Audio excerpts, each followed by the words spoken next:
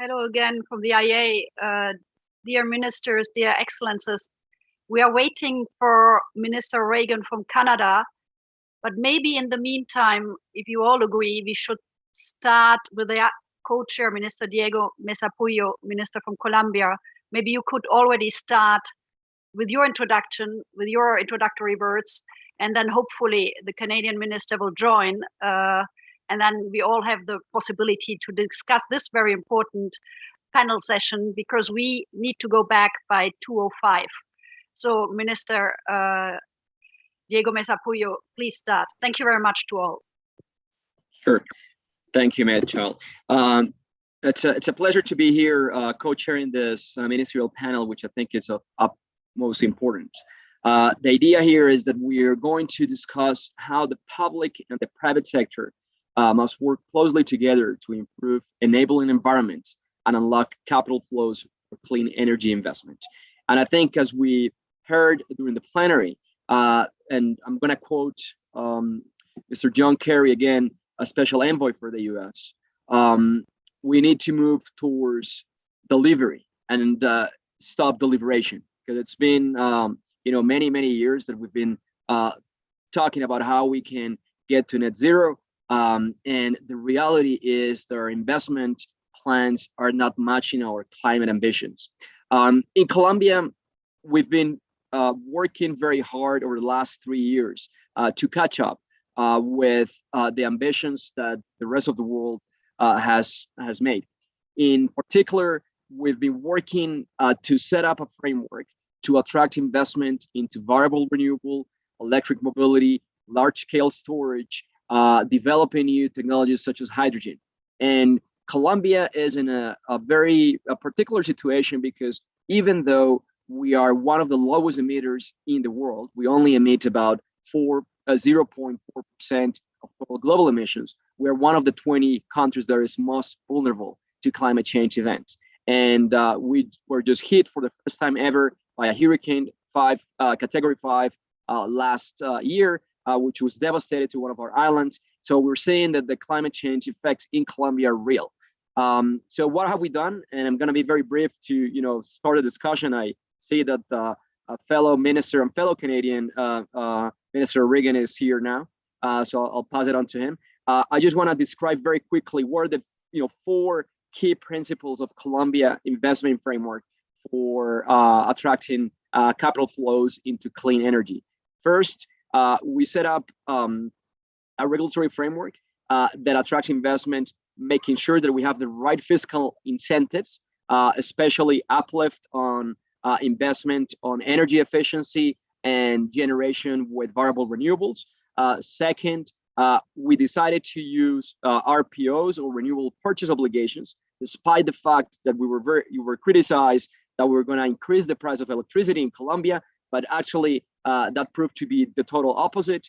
And third, we decided to go ahead with auctions, which were never tried in Colombia before. So we did an auction in 2019 that was very successful. We're doing a second auction only for renewables this year. We're going to do an auction for large-scale storage of energy with batteries, which is going to be the first one in Latin America this year.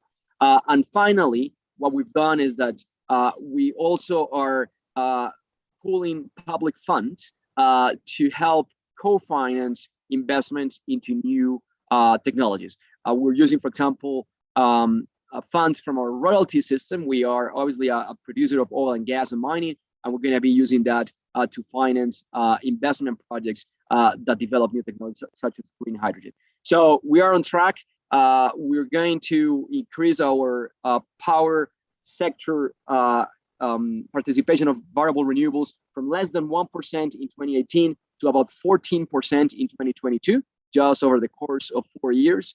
And I think Colombia is now becoming one of the countries that is most attractive to investment into clean technology. We're also leading on sales of electric vehicles with growth rates of over 200%, year on year. And this is another sector that we've also set up fiscal incentives to make sure that we have investment in place. So I'll stop right there. I'll pass it on to our co-chair, Minister O'Regan, and I'll continue to learn from this diverse number of countries that we have participating in this panel. Thank you very much. Mr. Pueyo, thank you very much, and welcome everybody. I'm speaking to you from the island of Newfoundland, which is the most eastern point of North America, closer to, I think, to many of you than to most of Canada. Welcome to this discussion on mobilizing global investments to drive clean energy future. I'm Seamus O'Regan. I'm Canada's Minister of Natural Resources, and I'll be co-chairing this session with Minister Pueyo. We have got a great group of panelists, so we're going to meet them in a moment. I want to begin by congratulating the International Energy Agency and COP26 for organizing this Net Zero Summit. It is a timely and important discussion. As a global community, we've had great success at improving the cost and performance of clean energy technologies to the point where many of them are now competitive with conventional forms of energy. The challenge before us now is how do we achieve broader deployment of these technologies in a way that advances energy security? How can we work together so that the investment community can fully seize the economic opportunities of a clean energy future? We've been addressing this challenge in Canada by introducing policies and programs and regulations that send a clear, consistent, and long-term signal to markets. Our strengthened climate plan focuses on decarbonizing the transportation, industrial, and building sectors and promoting clean fuels and renewable energy. 64 new climate measures backed by $15 billion, building on what Canada has already accomplished over the past 5 years. The centerpiece is a carbon pricing schedule through to the end of this decade as an incentive to industry to accelerate investments in clean energy and innovation, because we don't want to just beat or meet our Paris targets, we want to beat them and be net zero by 2050. We have to find greener ways to power our cities and towns, to heat our homes, and grow our economy as we lower emissions. Investors and consumers from around the world are increasingly making very clear choices. They're putting their money into countries and businesses and industries and jurisdictions that are taking meaningful climate action. We're seeing it all around us at a breathtaking pace. They are divesting from those industries that are not taking action. Canadian industry, including our oil and gas sector, knows that the world is looking to us to show tangible action by investing in cleaner energy. We need to address this demand so that our companies remain competitive and create opportunities for workers in the new lower carbon economy. The low emissions energy future that we build has to be inclusive. No energy worker, no energy producing region like mine, no one can be left behind. Otherwise, our momentum and our successes could be stopped in their tracks. Working together, we accelerate our efforts and we get there faster. And that's what we're going to talk about today. Starting with the proposition statement prepared for us by the IEA. It sets out the global clean energy investment context and challenge. It also identifies some of the things that are needed to overcome these challenges, such as better data, advice, collaboration amongst governments, investors, and financiers. Finally, it puts forward a principle that the public and private sectors must work closely together to unlock capital flows for clean energy investment. So the question is, how can we improve upon that international collaboration? What role could the IEA and other organizations play to get us there? We have 8 terrific guests to help us answer these questions from a cross-section of energy and finance. In a moment, I'm going to turn things back to Minister Pueyo to offer some thoughts and take on the discussion. Before I do that, though, a few housekeeping remarks. Following everyone's first round of interventions, we hope to have time left for discussion. So please aim for 2-minute interventions. If you wish to intervene a second time, you can let my co-chair, Minister Pueyo, know through the chat function. Minister Pueyo, back to you. Thank you, Minister Reagan. We'll just go directly into the discussions. I'll just reiterate the 2-minute rule that Minister Reagan just mentioned. I know we have less than 40 minutes to go back to the plenary, so I'll start right away with Ms. Leonor Giswiller. I hope I pronounced the last name well, from the Ministry of Climate Action, Environment, Energy, Mobility, Innovation, and Technology in Austria. Mrs. Leonor, please, you have the floor now. Thanks a lot for the introduction, for the invitation. Dear Excellencies, dear colleagues, I'd like to kick off the discussion by basically stating what we know. We know the transition will not be for free. We know it will be even more expensive if we do invest in the wrong things, if we choose not to act. all of this will be more expensive. We know that we are at the crossroads in 21. So the decisions we make today will decide if we deliver on the Paris Agreement or not. And we are the last generation of politicians who can deliver on the Paris Agreement. We agreed there with direct financial flows. We align financial flows towards lower greenhouse gas emissions, towards climate action. So focus, we need to act. And as the challenge is big, as it won't be for free, I think there's one thing we cannot afford, that's greenwashing. And I think this is what I'd focus on my minute left. I think the scale of funding that we require, the additional investments, the mobilization of private capital will make clear that green finance will stay the order of the day. I think green finance will play a pivotal role in aligning the capital flows. And so it's crucial to avoid lock-in effects, stranded investment. So we need clear and consistent frameworks that will be important to ensure the confidence and the transparency on the financial market, and thereby also reduce greenwashing. And I think what we're working on in Europe at the moment, the taxonomy, will play a crucial part in deciding whether we are successful in this endeavor or not. And so I think it's really key that we provide clear and scientifically sound basis for defining what's a sustainable economic activity. It must not be open to greenwashing. So it must also not be open to a discussion whether gas or nuclear can be classified as green in the taxonomy, no matter whether they replace coal or not. I think we really must make sure that we invest in renewables and efficiency as the most important alternatives that are at hand. And so I think the role of the European Union at the moment, and I know that many countries are also looking at what we're doing with the taxonomy, is really to lead the way, to be a stubborn champion, as Dr. Birol called it, also in the classification of financial flows. Then we can be convincing at home, and this is what we're working on at the moment. Thank you very much. For that intervention, I think it's very clear. We can't afford greenwashing.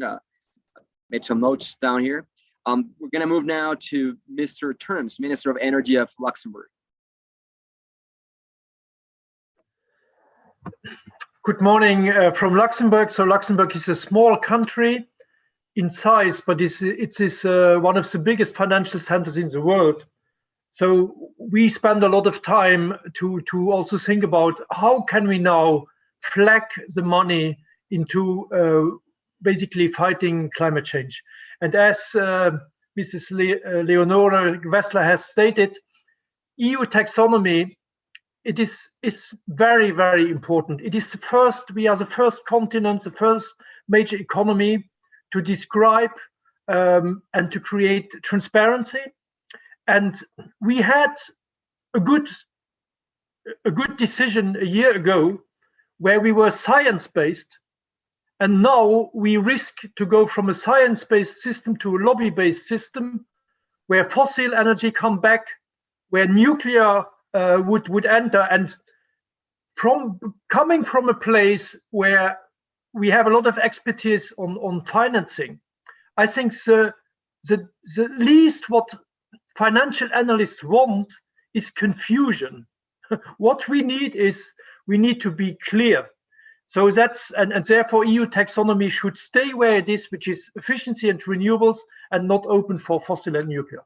The other thing where we are working on in Luxembourg is, I think we have to potentialize private money by small de-risking money, which governments put on the table. So I think we should work together to get, for example, a big de-risking fund for solar investments in Africa.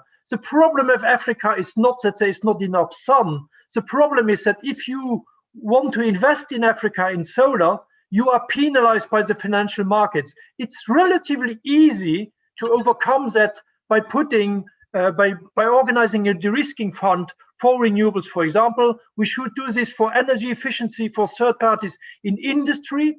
And another thing which we try to think about is, I think it would be good for the housing market, which needs gigantic sums of money, to have a secondary market titrization for green mortgages.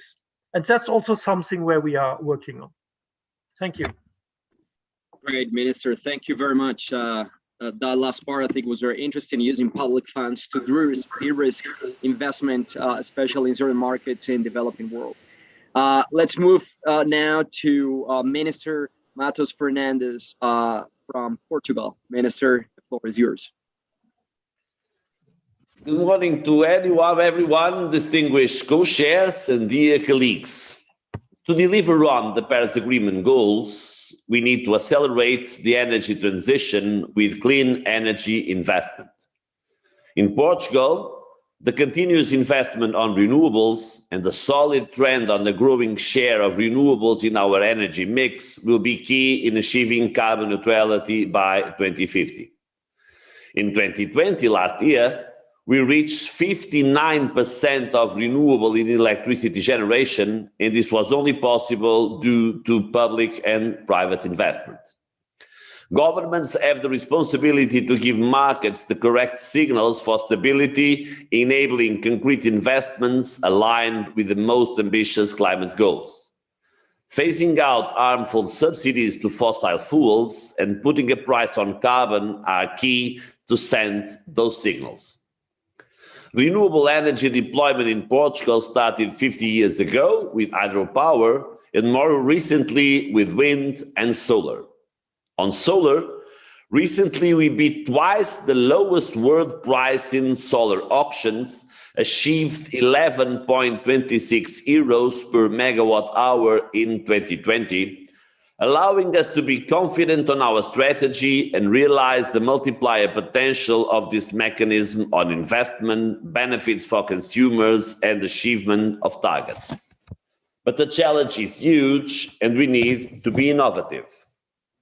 Renewable gases, such as green hydrogen, can help us diversify our energy mix and enhance sustainable energy supply, both locally and across borders. Technological developments must be put in place, driving innovation, creating new job opportunities and new markets for a fair and just transition. We must boost energy communities, energy storage, smart grids and interconnections, crucial elements for energy transition and for decarbonization. A complete recovery after COVID-19 pandemic is an opportunity that we cannot afford to lose. We need to build back better. And I'm quite sure that collectively we'll do it. Dear colleagues, and to conclude, the European Union is giving very relevant and concrete steps towards energy transition and climate neutrality, and Portugal has been one of the front runners. It will be crucial to leverage the highest level of ambition and work towards the successful outcomes at COP26, whose results must contribute to turn ambition into reality. Thank you.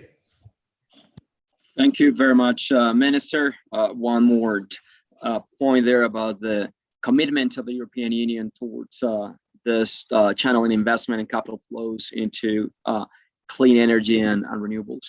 Let's move now to Asia. We have Mr. Lang, the second Minister of Trade and Industry from Singapore. Thank you. Thank you, co-chairs, Minister Seamus and Minister Diego. I would first like to congratulate the International Energy Agency and the United Kingdom for convening this very important and timely summit. This year is an important year for the global energy community. The world economy is on a path to recovery, with Asia projected to recover faster than the rest of the world. There's an increasing focus on green growth to maximize our efforts to grow our economy in a reliable, affordable, and sustainable manner. Climate change remains a global challenge, and Singapore is committed to do our part to build a sustainable future. Last month, we launched the Singapore Green Plan 2030 to advance Singapore's national agenda on sustainable energy and sustainable development. Energy reset is one of the key focus areas under the Green Plan as Singapore seeks to increase energy efficiency and use cleaner energy. Now, it is important to mobilize capital into clean energy investments and develop green finance solutions to support the low carbon transition. The Monetary Authority of Singapore has introduced green and sustainable bonds and loans to encourage the uptake of green finance solutions. Building on these efforts, the Singapore government also announced last month that we will issue green bonds on the public infrastructural projects amounting to some 19 billion Singapore dollars.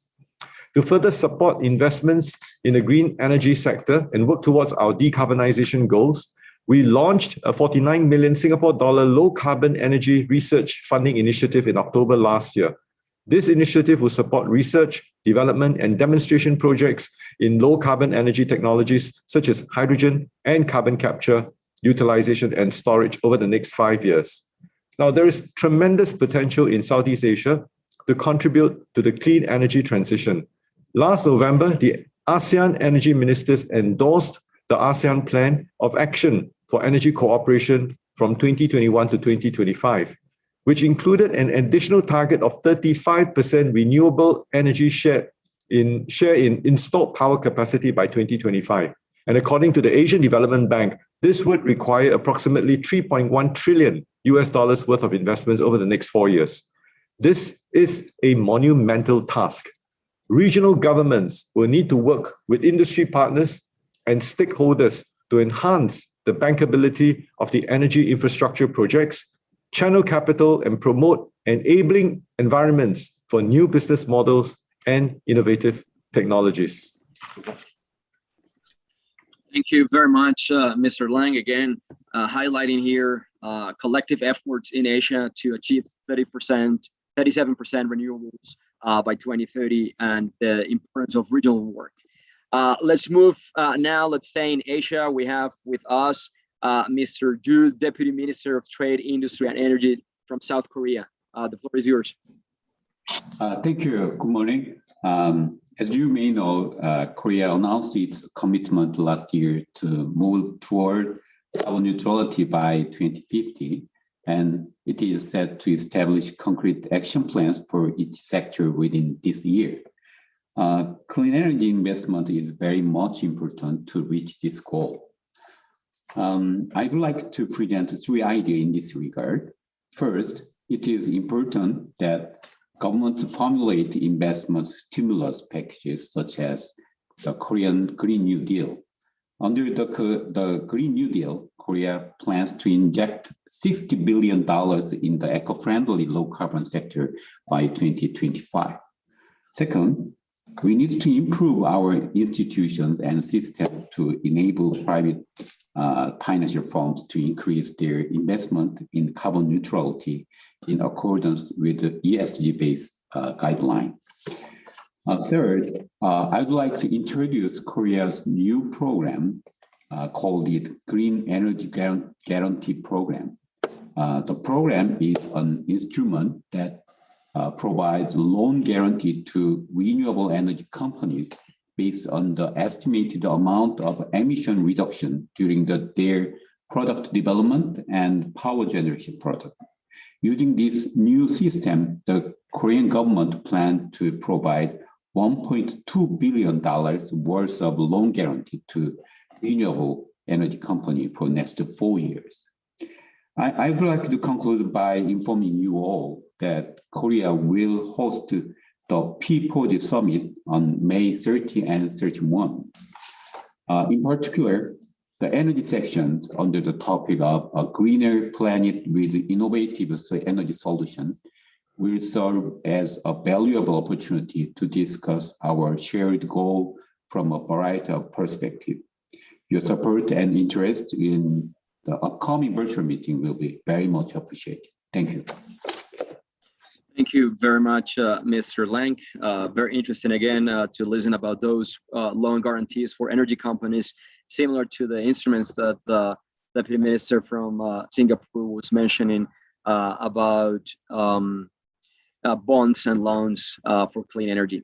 I've been asked to do a quick switch here for our UK colleague who needs to leave shortly after her intervention. So we'll go now to Mrs. Bremer, Acting Director General, Net Zero Strategy and International Department of Business, Energy and Industrial Strategy for the UK. The floor is yours, Catherine. Thank you very much, Ministers, Your Excellencies in the IEA. Mobilising private sector climate finance is essential to meet the Paris goals. The UK's Prime Minister announced last year the UK's 10-point plan for a green industrial revolution to deliver a green, inclusive and sustainable recovery post-COVID-19. As we've heard already, the transition to net zero presents huge jobs and growth opportunities post-COVID-19. And the UK sees it's more important than ever to use public investment to direct and achieve transformation impacts by unlocking new markets and crowding in private investment. Accelerating the efforts of energy efficiency is key to this transition, and the UK is proud to lead, along with India and the European Commission, support for doubling energy efficiency of 4 key products by 2030 through the IEA-CEAD initiative. Renewable energy now delivers the cheapest, cleanest and most reliable form of power generation in most countries. And private sector investment is at a record high, and renewables being the way to increase energy access to meet the aims of providing clean, sustainable energy access for all under SDG 7. Despite this, many countries still face barriers to the rollout and achieving the full potential of renewables at scale. The UK is working to accelerate the clean energy transition through investment and working in partnership with other countries, developers and investors. And through the UK's 11.6 billion international climate finance, we have provided 33 million people with improved access to clean energy and mobilised over 4.1 billion of public finance and 2.2 billion of private finance to meet these goals. We're proud to be working with multilateral programs through partners such as Get Fit Uganda, which aims to achieve over 150 megawatts of installed renewable energy and successfully leveraging over 165 million of private and 290 million of public finance up to 2019. We're really proud of the Global Climate Partnership Fund, which supports capital investment and energy efficiency by lending to local financial institutions. As we've heard already today, for COP26, we're working with the Climate Finance Leadership Initiative and have launched the Energy Transition Council. The CFLI brings together policymakers and financiers to help create the investment-friendly business environments to progress projects in these key developing countries. And the Energy Transition Council brings together the political, financial and technical leaders for the global power sector to make a green, resilient transition from coal to clean power as part of the green economic recovery. Through the Council, we want to demonstrate to ministers there is an investor appetite for renewables and energy transition. It's wonderful to be here today and to hear the calls of countries all across the globe on the importance of achieving a net zero ambition by 2050 and our sector pathways along that progress. So thank you to ministers and your excellencies. Thank you very much, Catherine. Well, we're going to stay in Europe now. We have with us Mr. Gastra, Director General, Climate and Energy from the Netherlands. The floor is yours. Thank you, Chair, dear ministers, dear excellencies. It's indeed a challenge how to finance the energy transition, both nationally and internationally, but it's not impossible. For this, certain general principles are no regrets. We need clear and very stable goals set by the government so the market can adapt at low costs. Secondly, we need a clear system to include CO2 in prices, such as the European trade system, the emissions trade system in Europe. And if and where necessary, we need subsidy schemes coming from government to erase an unprofitable top margin in key sustainable energy projects. In the Netherlands, we took some additional steps to develop the market for green finance. We, like in Singapore, issued green treasury bonds for a total of 10 billion euros as the foundation for green investment funds by the market. Moreover, in 2019, the Dutch financial sector signed the Financial Climate Commitment. In this commitment, all the participants, being banks and financial institutions, promised to bring all their relevant assets and investments in line with the goals of the Paris Agreement by 2030, and also report yearly on the progress on the climate impact of their assets and investments. And to bring this in mind, the total portfolio of these investors and banks was over 3 billion euros. Furthermore, in the international domain, we have to make sure all financial flows are brought in line with the Paris Agreement as soon as possible. And with a coalition of the willing, the Netherlands will continue to push for integrating climate change into the work of the IMF, and that multilateral development banks align their investments with Paris before 2024. And to end, I think the national banks of all countries have an increasing role to play to take into account the risk investments that financial institutions have in fossil investments and the adverse effects that could have on their economies. So the supervising role of national banks is something to take into account. Thank you. Thank you very much, Mr. Gasser. I think this was very good segue for our next speaker. You talk about the need to align the international finance community, IMF, national banks, into aligning investment into climate. Now, I think it's time to listen from investors. We have Mrs. Stephanie Pfeiffer, CEO of Institutional Investors Group on Climate Change. Stephanie, the floor is yours.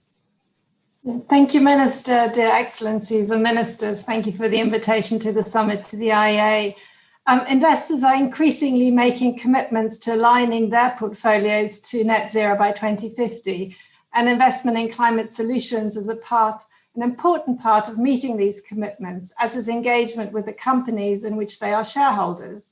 We've seen pension funds making these commitments, as well as asset managers in the Net Zero Asset Manager initiative, which now covers a third of global assets under management. But at the same time, as you say, investment is not yet flowing into clean energy at the scale needed to achieve a global transition to net zero by 2050. So how do we connect the dots, and what is the investment opportunity needed that can turn this into a reality? So first, we need to see a clear direction of travel. Investors encourage governments to commit to net zero emissions by 2050, but also to set out clear pathways to achieve these.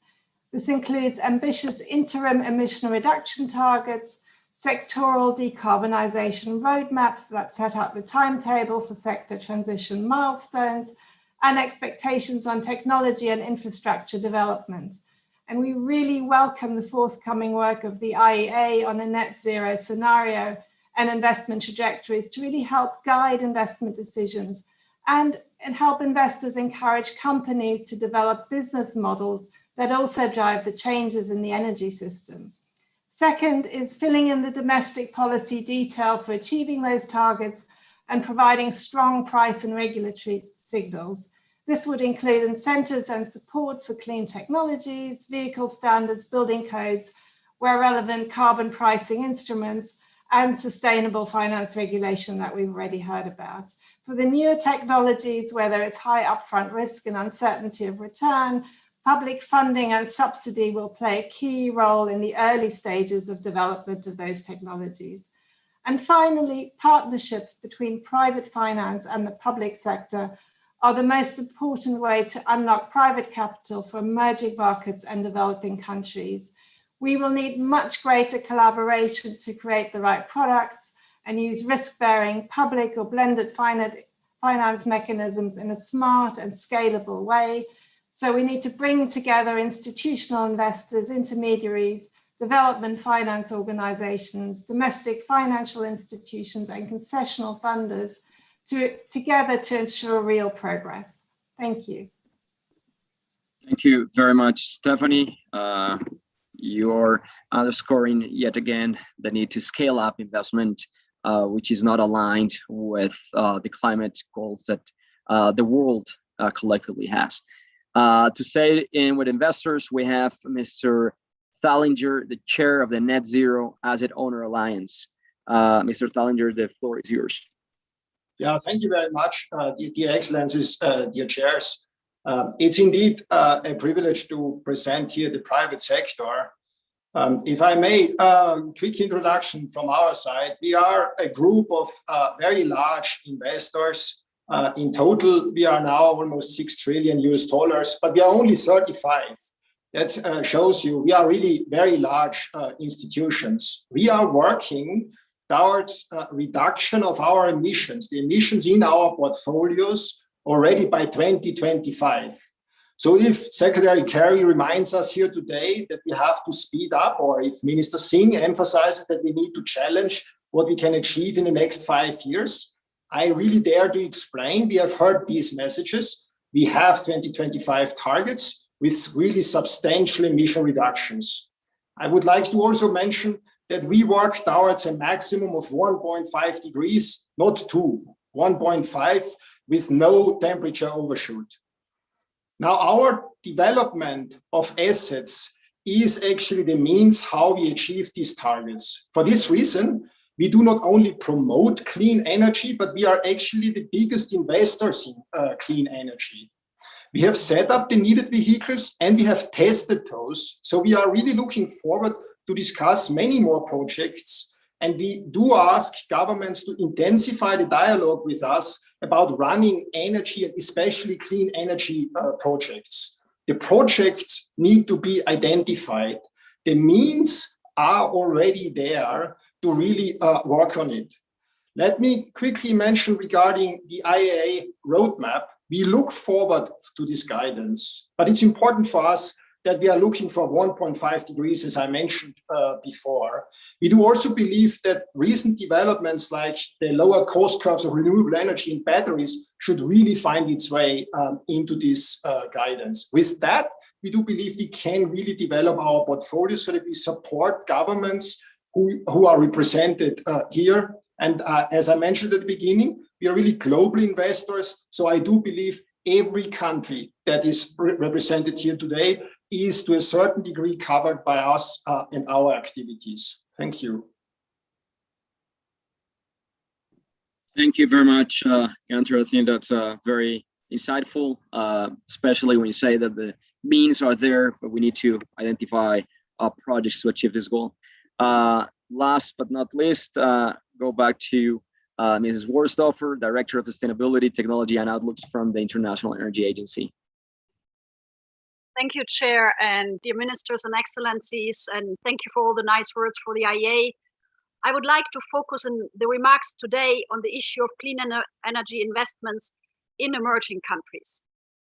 And that where the growth of the energy demand comes from, as we also heard in the beginning, and where because these countries are about to urbanize, to industrialize, and emissions are going up. In our view, there's a dangerous mismatch between the scale of clean energy investment needed in developing economies and also the capital that is actually available to support them. So in aggregate, there's more than enough capital to make transitions a success generally, but no guarantee that it will go where it's really needed. And the COVID-19 situation has complicated the situation in many developing economies, both to mobilize domestic investments and to attract international capital. So we think we need to bridge that gap and find ways to connect the available capital seeking clean energy projects, including the growing wave of sustainable finance in North America and Europe. And we heard from both Austria and Luxembourg and Portugal what is needed in Europe and the taxonomy. But we also need to match it with the opportunities in developing countries like Asia, Africa, and Latin America. And we heard maybe about a project in Africa on scaling up solar or other similar projects. What does that mean in practice? The IEA is doing this roadmap on net zero, but we are also working on a major new piece of analysis, which we will release in June. That is in collaboration with the World Bank and the World Economic Forum. And there we are looking at what has worked. We are drawing on lessons from around the world to mobilize and align private finance in support of clean energy investments in emerging markets, in developing economies. And of course, there are also some messages for the developing economies, their policy and their legal framework and so on. But we believe, and that's the topic also of today, that more needs to be done on the international fora to unlock flows of capital and know-how at scale and to bring it where it's mostly needed. And if we don't accelerate in this area, and we think that would really be missing in the global effort to address climate change and the SDGs. So thank you very much for giving also me the opportunity, looking very much forward to the debate now. Thank you very much, Mrs. Medchild. I think we have about 7 minutes left. We have until 05.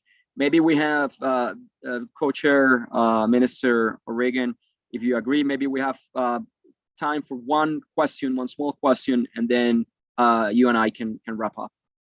It's an excellent idea. So I think the question we would like to ask you is, how can governments play a catalyst role to crowd in private sector support, which will provide the majority of investment for clean energy transitions that we discussed? And we heard here about loan guarantees, about green bonds, but if you would like to elaborate a little bit further, if there's anyone that would like to answer that question, you can raise your hand or use the chat. Let's say the Minister from Luxembourg, please go ahead.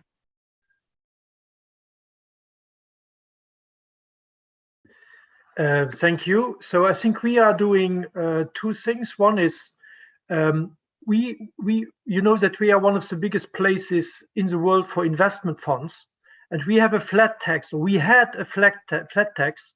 Now we have introduced a new law when if you have green investments, proven green investments, then you pay zero. You don't pay the flat tax anymore. And if you stay with fossil, you have to pay the maximum of the flat tax. So that's, I think, we consider that as being, so we have trillions in investment funds in Luxembourg, and we hope that this incentive can play a role. And the second thing is the European Investment Bank is located in Luxembourg. And I think Mrs. Wörsthofer has put the finger in what is one of the biggest problems, which is investments in renewable in Africa, in South America, in parts of Asia. And we need not only to talk about de-risking funds, it's now the moment to construct them. And we have expertise, for example, with the European Investment Bank, with the bankers in Luxembourg. So if anybody wants to join this idea, please come back to me. Thank you. Thank you very much. I'll give the floor to Second Minister Lang from Singapore, and then I'll turn to Minister Regan to wrap up. The floor is yours, Singapore. Yeah. Thank you. I'll keep it short. Singapore has long been a living laboratory to trial new and innovative technologies and business models. And many companies also showcase their latest energy technologies and share their research at the annual Singapore International Energy Week. So we're working with Shell Singapore to nurture local energy startups, small and medium enterprises to build capabilities in renewable energy, in distributed power generation and energy storage systems. Now, in Singapore, Infrastructure Asia, which is an infrastructure project facilitation office, has been supporting infrastructure developments across Southeast Asia and South Asia. And Infrastructure Asia works with partners such as multilateral development banks and private sector to channel financing for clean energy projects. And Infrastructure Asia also cooperates with the Asia Development Bank to provide innovative financing, and it collaborates with entities such as the Climate Bond Initiative to provide capacity building on green finance to regional government officials. So as a leading international financial center, Singapore is also supporting the development of green finance, including for greener energy applications. The MAS, Monetary Authority of Singapore's Sustainable Bond Grant Scheme, and the recently introduced Green and Sustainability Linked Loan Grant Scheme offsets the incremental cost of obtaining green financing. This can also be applied for newer and cleaner energy projects. Thank you. Thank you very much, Second Minister Lang. I thank you all for your very valuable contributions. I think this is very insightful. I'm just going to leave with a thought. I really like the idea of using public funds to de-risk investment, especially in emerging markets. I think that's something that we could explore further from obviously developed economies. I'll just give the floor to Minister Regan to wrap up. Dear Minister and Co-Chair, the floor is yours. Minister Puyo, thank you very much for your apt moderation of the panel and an excellent job of tying it all together. Some of the themes that stood out for me, as governments, we have a role in mobilizing finance, and there are many tools to consider, from green bonds to carbon pricing instruments, to naming what governments will consider green, sending that message, signaling that to markets, establishing an evidence base to substantiate claims. I heard that it was critical that we get our policies and regulations right, and without this, obviously, the market won't respond in the ways that we need it to.